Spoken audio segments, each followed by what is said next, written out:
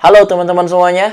Oke, di video kali ini gua mau bahas sedikit pertandingan untuk besok, match day kedua Liga Champion. Oke, kita mulai dari match, ya kita bahas match-match yang besar-besar aja, match-match yang seru-seru ya, karena ya praktis di grup stage ini banyak pertandingan kolang-kaling ya, tim-tim kecil masih gini, masih eksis. Ya. Ya, kita mulai dari match yang pertama. Dari grup C ada Berlin yang akan menghadapi Braga. Ya, dan di match selanjutnya dari grup D ada Salzburg yang menghadapi Sociedad. Dan kembali ke grup A. Di grup A ada pertandingan Copenhagen yang akan menghadapi Bayern ya. Ya, di atas kertas Bayern bisa memenangkan pertandingan melawan Copenhagen ini. Walaupun kita tahu Bayern Munchen di musim ini ups and down ya, cukup tersiok-siok, bermain sangat tidak konsisten.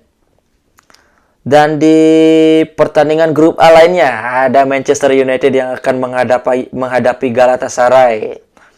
Manchester United juga seperti itu, sangat tidak konsisten musim ini.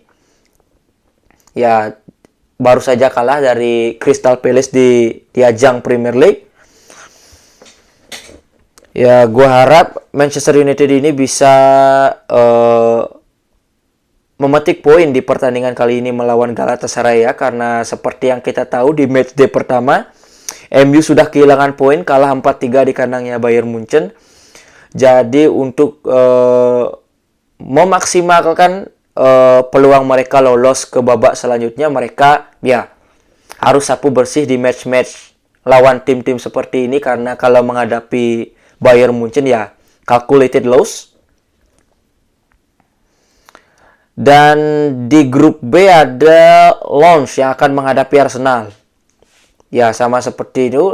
Lens musim ini sangat tidak konsisten, tidak seperti Lens yang musim lalu yang bisa menyulitkan PSG di Liga Prancis.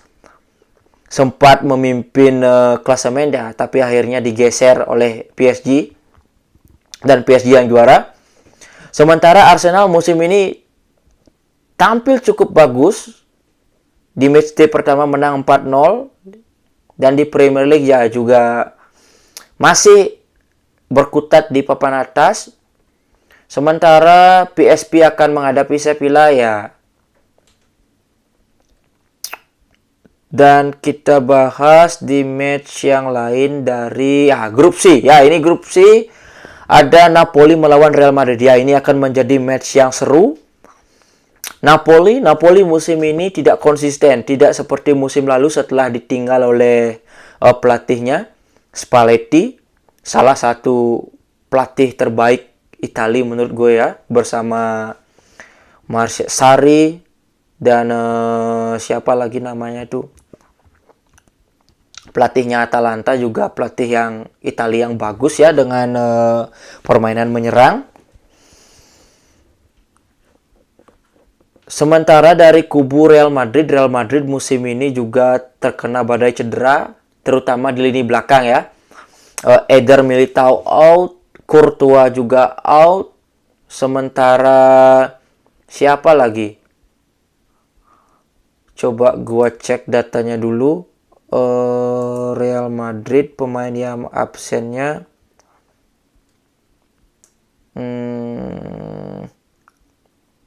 Injuries ya ini ya, jadi yang out itu David Alaba, Arda Güler, Eder Militao, dan Thibaut Courtois. Ya, Real Madrid musim ini Ancelotti mengubah pakem permainannya ya, mengubah sistem permainannya. Musim lalu memakai 4-3-3 dan musim ini memakai formasi diamond karena kehilangan Karim Benzema yang hengkang ke Arab.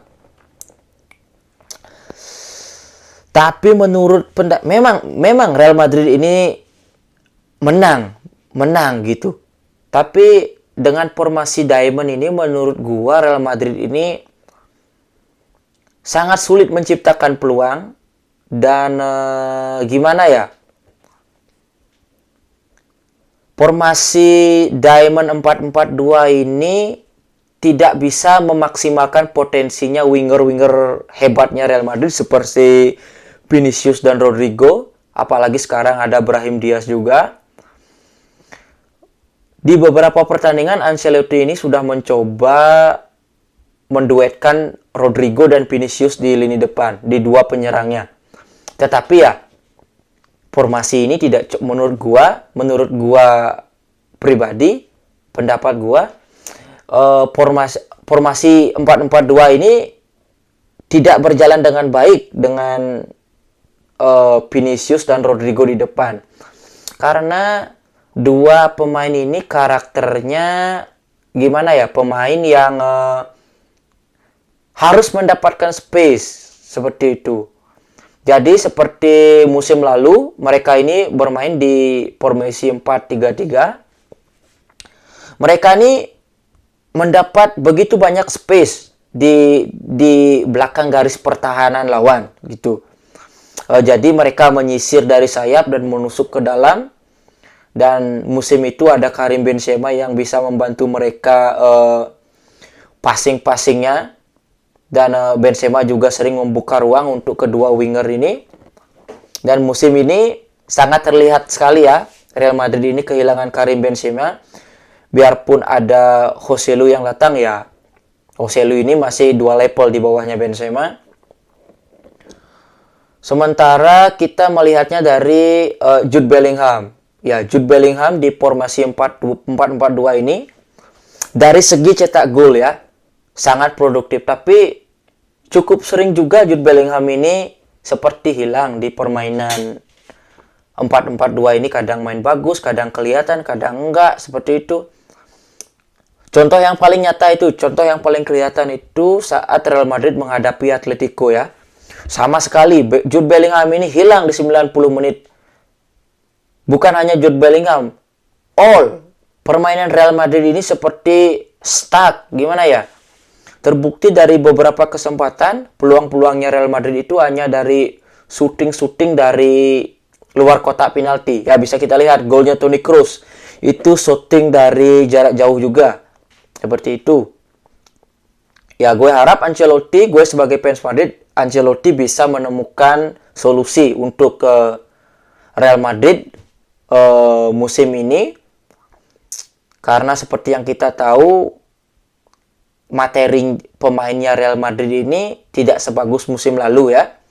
Ya, gue harap setidaknya Ancelotti bisa memaksimalkan potensi-potensi pemainnya yang ada. Dan kita lanjut di match yang lainnya. Kita ada mana tadi? Ada Inter yang akan menghadapi Benfica. Ya, ini juga match yang match yang seru ya. Inter musim ini tampil luar biasa di Serie A, menang besar seperti last match, menang 4-0. Lautaro sangat produktif musim ini. Di match terakhir dia cetak 4 gol di babak kedua sebagai pemain pengganti.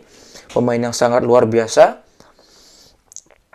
Sementara dari Benfica, seperti yang kita tahu, dari musim-musim sebelumnya Benfica ini tim yang sangat keras ya di Liga Champions, khususnya di kompetisi-kompetisi di turnamen seperti Liga Champions ini. Benfica ini tim yang sangat berbahaya, giant killer.